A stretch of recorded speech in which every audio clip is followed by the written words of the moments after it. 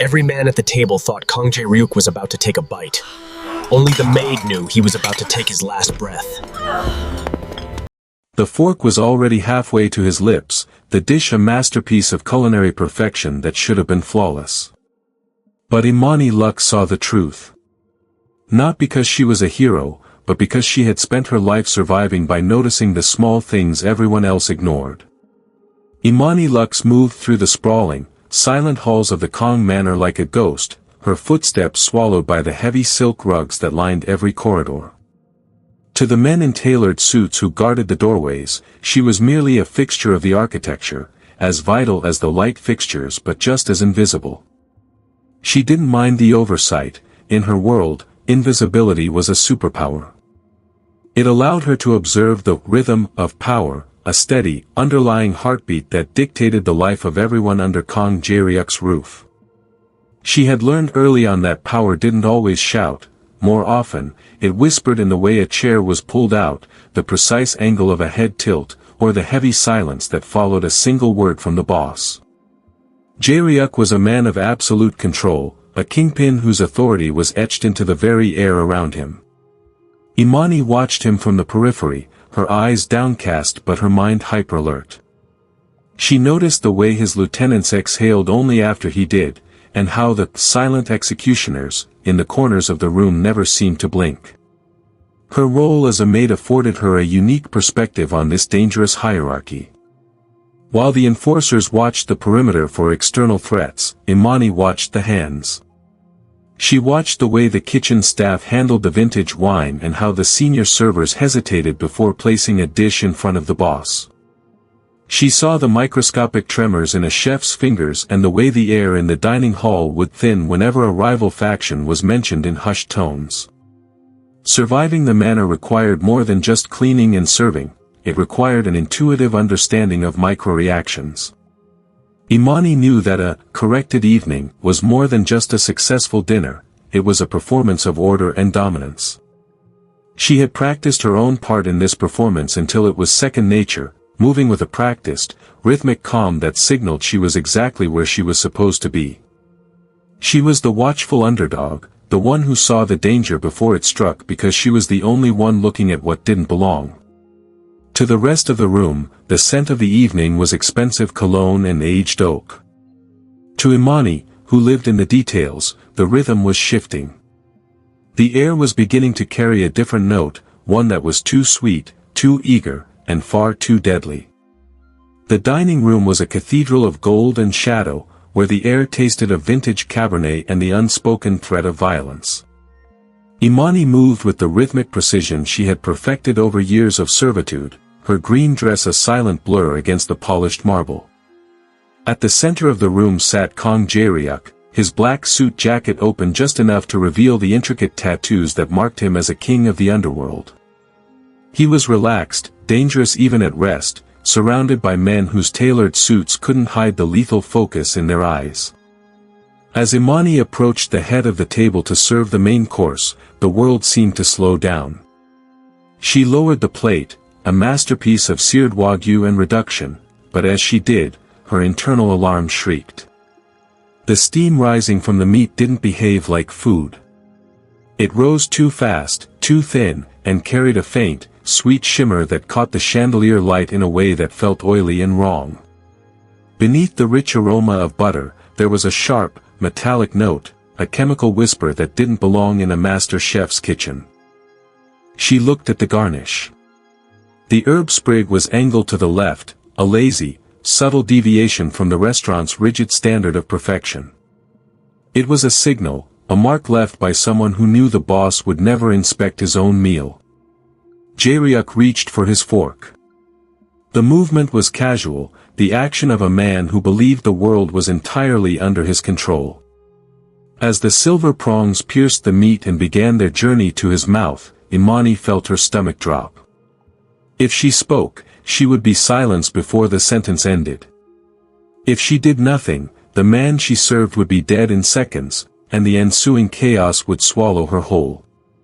Driven by a survival instinct sharper than any blade in the room, Imani made a decision that split her life in two.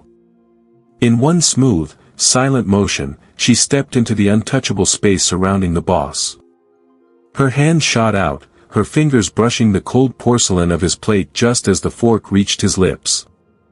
She swapped the dish for a fresh one from her tray before he could process the intrusion. The fork stopped mid-air. The ambient clink of crystal and the soft drift of the string quartet seemed to vanish, replaced by a vacuum of absolute, terrifying silence. Jae-ryuk didn't look at the plate. He didn't look at the maid. He looked at the space where the air had just been violated. Imani stood her ground, her heart a hammer against her ribs, knowing that by breaking protocol, she had just stepped out of the shadows and into the line of fire. Every suit at the table had gone rigid, their hands shifting toward their waistbands in a synchronized ripple of lethal intent. The untouchable king had been touched, and in this world, that was a sin usually punished by death. The silence that followed Imani's gesture was not empty, it was heavy, pressurized, and tasted of impending iron. Kang Jae-ryuk remained motionless, his fork still hovering inches from his lips, his gaze fixed on the space where his plate had been. The transition from absolute authority to momentary vulnerability had happened in a heartbeat, and the room was struggling to catch up. Slowly, he lowered his hand, the silver clinking against the mahogany table with the finality of a gavel. He didn't look at her. Instead, he tilted his head toward a man seated to his right, his lead enforcer, a man whose presence felt like a sheathed blade. The enforcer rose without a sound, his shadow falling over Imani like a shroud. He didn't reach for a weapon, but the way he stepped into her personal space made her lungs feel tight. He was the measurement, the one who would determine if she was a savior or a participant in a failed coup. "Explain," the enforcer said. The word was a low vibration, devoid of anger but saturated with the promise of consequence. Imani kept her spine straight, though her pulse was thundering against her collarbone. She knew that in this world, panic was an admission of guilt. She had to speak with the same precision she used when setting a table for a king.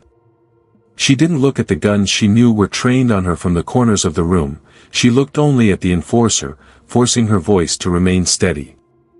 "The steam," she began, her voice a soft but clear anchor in the quiet room. "The temperature of the Wagyu dictates a thick, white vapor. But the steam rising from that plate was thin, almost gray. It carried a shimmer, a chemical iridescence that doesn't belong on organic matter." The enforcer's eyes narrowed, scanning her face for the flicker of a lie. Behind him, the other men in suits remained frozen, their professional restraint barely masking their lethal intent. "And the garnish," Imani continued, gaining strength from the logic of her own observations. "A master chef at this level of service never places the rosemary sprig to the left. It is always centered, angled toward the guest's dominant hand. It was placed with haste, not care. It was a marker." She felt the weight of Jae-ryuk's attention shift toward her. He still hadn't spoken, but the air around him seemed to hum. She was a maid, a woman whose job was to be part of the furniture, yet here she was, dissecting the micro-failures of a professional assassination attempt. "You are suggesting the kitchen has been compromised," the enforcer stated, his tone shifting from accusation to a cold, analytical curiosity. "I am suggesting that the rhythm was broken," Imani replied. "A dinner of this importance is a symphony. Tonight, there was a discordant note. I saw it because it is my job to ensure the silence is never interrupted." The enforcer looked down at the swapped plate she had pulled away, the one now sitting safely on her tray, cooling and still shimmering with that unnatural light. He didn't touch it. He looked back at Imani, his expression unreadable. For a long, agonizing minute, the only sound in the room was the distant, muffled clatter of the city outside. Imani realized then that she was being weighed.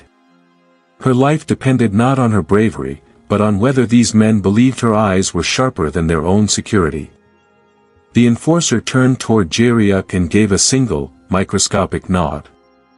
The trial by silence had reached its first verdict. Imani wasn't dead yet, but the trial was far from over. She had proven the threat was real. Now, she had to help them find out who had dared to plant it. The tension in the room shifted from a sharp, outward-facing threat to a suffocating, internal dread. The enforcer's nod was not a release, it was a pivot. Imani felt the weight of the men in suits pressing in, their eyes no longer scanning the grand mahogany doors for invaders, but tracing the lines of the room itself. She realized then that the manor's legendary security was a masterpiece of misdirection. They were trained to stop armies, to detect snipers, and to sweep for wires, but they had been blinded by their own hierarchy. They were looking for a monster at the gates while a ghost was already in the pantry. The perimeter is intact, the enforcer murmured, more to himself than to Imani, his voice tight with the realization of a professional failure. No one has entered or exited the service corridor in 3 hours. Imani looked at the silver tray in her hands, then back toward the double swinging doors that led to the kitchen. Her hyper-alert mind began to reassemble the last hour, playing it back like a grainy film strip. She remembered the rhythm of the staff, the way the junior sous chef had wiped his brow 3 times instead of 2, and the way the head server's gait had been a fraction too fast, a discordant beat in the symphony of service. "You're looking for a breach," Imani said, her voice barely a whisper, yet it cut through the silence. But there was no breach. A leak doesn't always come from a broken pipe. Sometimes the water itself is tainted.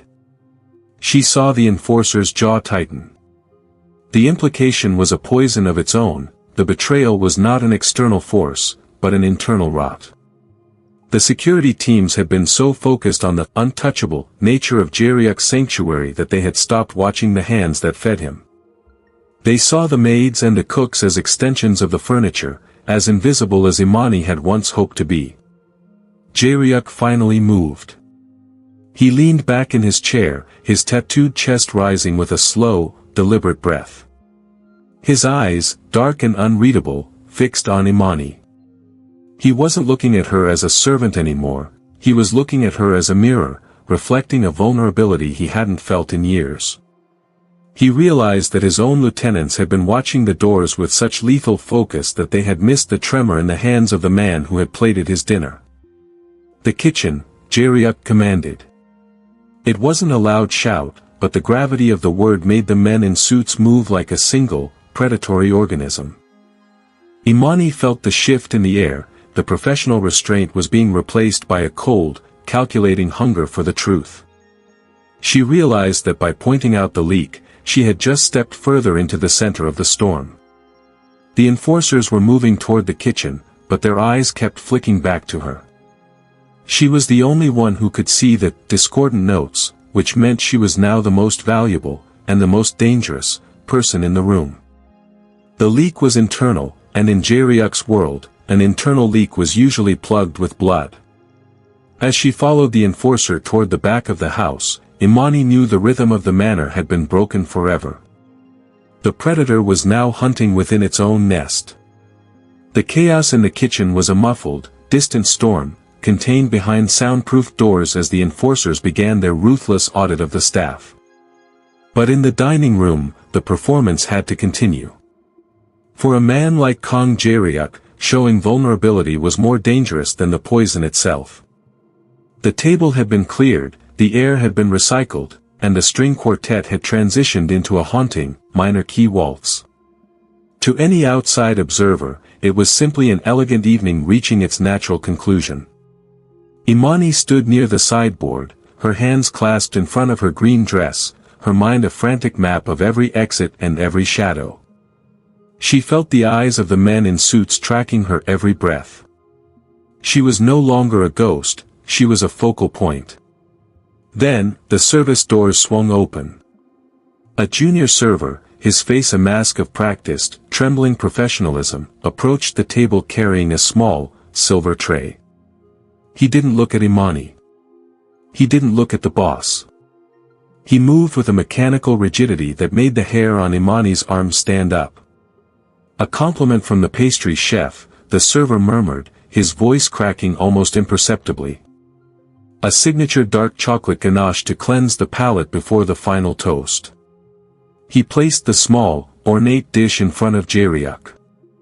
It was beautiful, a deep, obsidian sphere of chocolate topped with a single, delicate gold leaf. It smelled of rich cocoa and toasted hazelnuts, a scent designed to overwhelm the senses. Jaryuk looked at the dessert, then slowly shifted his gaze to Imani.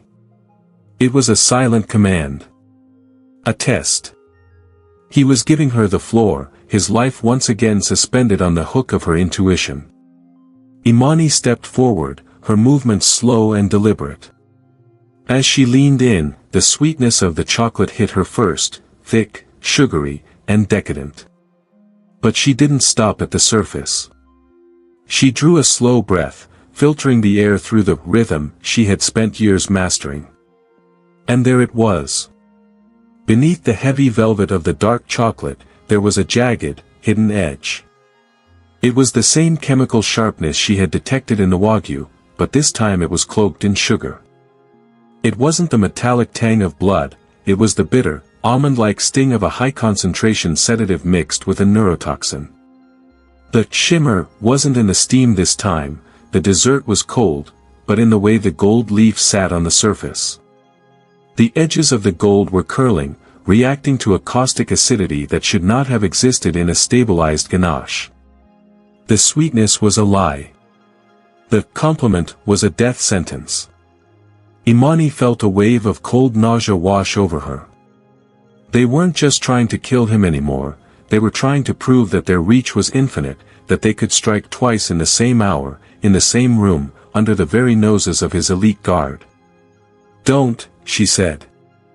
The word was quiet, but in the pressurized silence of the room, it rang out like a gunshot. The junior server's hand, which had been resting on the edge of the table, gave a violent, telltale twitch. Jaryuk didn't move. He stared at the chocolate sphere as if he could see the poison swirling inside it. The lead enforcer stepped forward, his hand resting openly on the butt of his weapon now. The bitter sweetness of the room had become unbearable. Imani realized that the assassin wasn't just in the kitchen, the pressure had finally forced the rot to the surface right here at the table. She looked from the curling gold leaf to the trembling server, knowing that the time for observation was over. The second act had begun, and this time, the proof would have to be absolute. The air in the room didn't just grow cold, it became clinical, a space where every heartbeat was a loud, intrusive tick of a clock. Imani knew that in the world of Kang Jaryuk, an accusation without proof was a death sentence for the accuser. The junior server was already beginning to fracture, his eyes darting toward the exits, his breathing becoming shallow and ragged. But the enforcers were not moving yet. They were waiting for the invisible woman to bridge the gap between suspicion and certainty. Imani stepped toward the sideboard with a calmness that masked the violent trembling of her soul. She reached for a single, heavy silver spoon. It was polished to a mirror finish, a piece of the manor's finest service, meant to cradle the delicate dark chocolate. To everyone else, it was a utensil, to Imani, it was a laboratory. She didn't look at the server as she returned to the table. She kept her focus entirely on the obsidian sphere of the ganache. A signature dessert is stabilized at room temperature, Imani said, her voice dropping into a low, steady cadence that demanded attention. The fats in the cocoa butter should be inert. They shouldn't react to precious metals. She didn't lower the spoon into the chocolate. Instead, she held it just above the golden leaf, where the invisible vapors were strongest. The room held its breath. As the silver entered the microclimate of the dish, the transformation was instantaneous. The pristine, mirror-like surface of the spoon began to tarnish, a dark, sickly bloom of oxidation spreading across the metal in a matter of seconds. The shimmer Imani had seen earlier was now a visible, corrosive reality. Cyanide-based compounds react with silver, Imani explained, her eyes finally lifting to meet the server's. The gold leaf wasn't curling because of the heat. It was curling because the acidity of the neurotoxin is eating the plate from the inside out. The reaction was immediate. The junior server didn't try to explain, he didn't try to lie. The sight of the blackened silver was the sound of a trap snapping shut. He lunged, not for a weapon, but for the exit, his professional mask shattering into a primal scream of terror. He didn't make it 3 steps. Before he could even reach the edge of the rug, the lead enforcer moved with a fluid, predatory grace that made the rest of the room look like they were standing still. A heavy hand caught the server by the throat, pinning him against a marble pillar with a sickening thud. The clatter of the silver spoon hitting the floor was the only other sound. Imani stood by the table, her hand still hovering in the air where the spoon had been. She looked at Jaryuk. The boss hadn't flinched.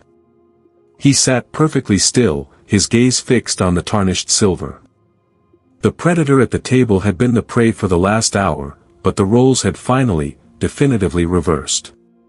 By using the very tools of her servitude to expose a master-level assassination, Imani had stripped the ghost of its cover. The server was no longer a man, he was a lead, a thread that would be pulled until the entire conspiracy unraveled. Jaryuk slowly reached out and picked up the blackened spoon. He turned it over in his hands, the dark oxidation reflecting the light of the chandelier.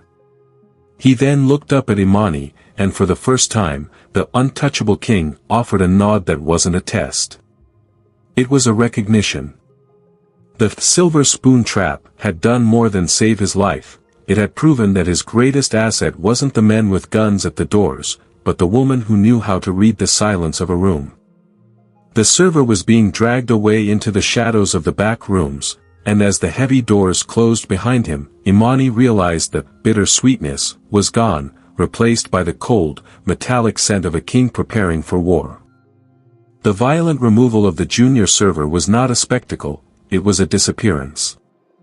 In the grand hall of the Kong Manor, where the elite gathered to dine under the illusion of absolute safety, a scene of total collapse was handled with the terrifying efficiency of a professional stage crew. As the enforcer's grip tightened on the traitor's throat, 2 other men in dark suits appeared from the shadows of the marble pillars. They didn't draw weapons. They didn't shout. They simply stepped in, their bodies forming a human screen that blocked the view from the other tables. To the wealthy guests at the far end of the room, it looked like nothing more than a minor service error being corrected. A server had tripped, perhaps, or was being pulled aside for a quiet instruction. The string quartet, directed by a sharp glance from the lead enforcer, shifted into a swelling, upbeat Vivaldi movement, the bright violins masking the scuffle of leather shoes against the floor. The air remained thick with the scent of expensive lilies and aged scotch, undisturbed by the stench of the server's fear. Imani watched from her position by the sideboard, her heart still hammering a frantic rhythm against her ribs. The transition was seamless. One moment, the traitor was a living threat, the next, he was being guided through a service door that blended perfectly into the wood-paneled walls. He didn't scream. He knew the rules of the house he had betrayed. In Jaryuk's world, the loud exits were for those who still had hope, the quiet exits were for those who were already considered dead. As the door clicked shut, the restaurant returned to its state of high-gloss perfection. Crystal glasses clinked in the distance. A woman in a silk gown laughed at a joke, her voice carrying across the room like a silver bell, entirely unaware that the man she had just seen carrying a tray was now being erased from existence.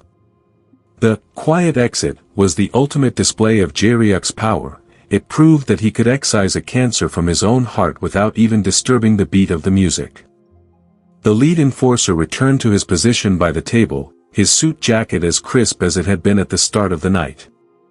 He adjusted his cufflink, a single, deliberate movement that signaled the end of the immediate crisis. He didn't look at the other guests. His focus was entirely on the man who sat at the head of the table, untouched and unbothered. Jaryuk finally picked up his wine glass, the deep red liquid catching the light of the chandeliers. He took a slow, measured sip, his eyes never leaving the service door where the traitor had vanished. The performance of order was restored, but for Imani, the room felt different. The gold and marble were no longer just decorations, they were the bars of a cage that kept the world's chaos out, and kept its residents in. She caught her reflection in the polished surface of a wine bucket. Same green dress, same upright posture, but her eyes held the weight of someone who had seen the machinery behind the curtain. The threat had been identified, the traitor escorted out, and the music continued. But as she stood there, Imani realized that in this world, silence wasn't the absence of noise, it was the sound of a king deciding what to do with a survivor who knew too much.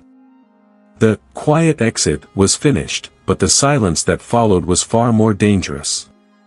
The dining room had been purged of its immediate threat, but the air remained charged with a cold, electric residue.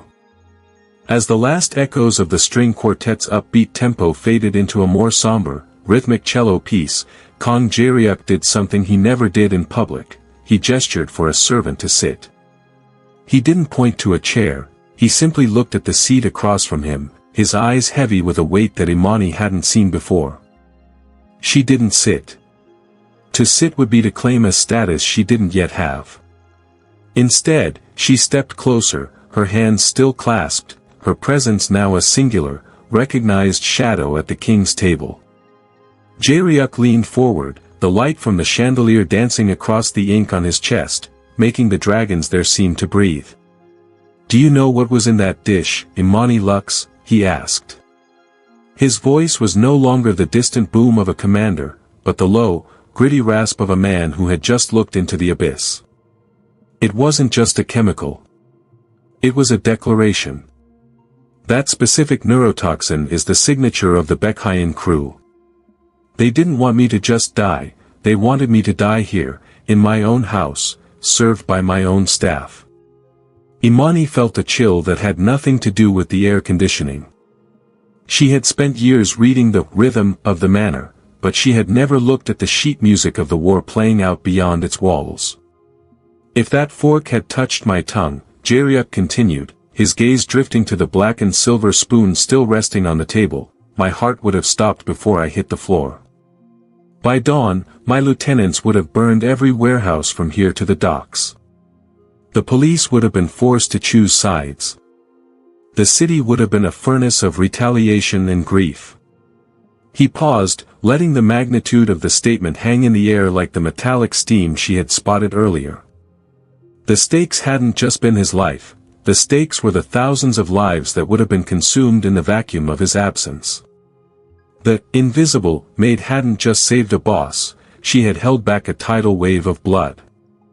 "Loyalty is a rare currency in a room full of men who are paid to be loyal," Jae-ryuk said, his eyes locking onto hers with a piercing intensity. "They watch the doors because it is their duty. You watched the steam because you chose to care. You ended a war before the first shot was even fired." He reached into his jacket and pulled out a small, heavy coin of pure obsidian, sliding it across the mahogany toward her. It made a sharp, final sound as it stopped. "The price of that loyalty is your anonymity. You can no longer be a ghost, Imani. You have seen the rot, and you have shown me that you can smell the fire before it starts." Imani looked at the coin, then back at the man who was both her employer and the center of a storm she had just diverted. She realized that the price of loyalty was not a reward, it was an anchor. She had proven herself too valuable to be a servant, which meant she was now too dangerous to ever let go. The war had been stopped, but as Jae-ryuk stood up, his shadow stretching long and dark across the table, Imani knew that her quiet life was the first casualty of the peace she had bought. She had saved the king, and in doing so, she had become the only person he could no longer afford to ignore. The obsidian coin sat heavy in Imani's palm, a cold anchor to a reality she had only ever viewed from the safety of the periphery. As the last of the guests filtered out of the grand hall, the manor didn't return to its usual quiet, instead, the air felt thick, vibrating with the silent redistribution of power. The enforcers, once statues in the background, now shifted their gaze toward Imani with a new, sharp curiosity. She was no longer a ghost in a green dress, she was a focal point in their lethal geometry. Kang Jae-ryuk stood by the window, his silhouette cutting a jagged line against the city lights. He didn't turn when he spoke, his voice carrying the weight of a man who had survived a war before desert. Invisibility is a shield for the weak, Imani. It allows you to move through rooms without consequence, but it also means you're never truly present when the world changes. He turned then, his eyes dark and unreadable, mirroring the black coin in her hand. You chose to be seen. You chose to step into the light to stop a shadow. That is a choice that cannot be undone. He walked toward her, the rhythmic click of his shoes echoing against the marble like a countdown. From tonight, you are no longer of the staff. You will not clean, and you will not serve. You will watch. You will be my eyes where the men with guns are blind. You will be the king's shadow. Imani felt the gravity of the title settle into her bones. It sounded like a promotion, but she knew the grammar of this world well enough to recognize it as a sentence. To be the shadow of a king meant to be tethered to his danger, to share in his enemies, and to live in a spotlight that made secrets impossible. Being seen is the most dangerous reward I can give you, Jae-ryuk whispered, leaning in close enough for her to catch the scent of cedar and the cold metallic tang of the silver spoon still resting on the table. My enemies will now look for you as they look for me. They will try to find the flaw in the shadow to reach the man. You saved my life tonight, but in doing so, you have traded your safety for significance. He reached out, his hand hovering near her shoulder, not touching, but marking the space she occupied. The world thinks I am untouchable because of the men at the doors. They are wrong. I am untouchable because of the things people think I don't notice. Now, you are one of those things. Imani looked down at her hands.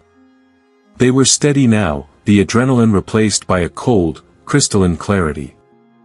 She had spent her life trying to disappear, only to find that her greatest power lay in her refusal to do so.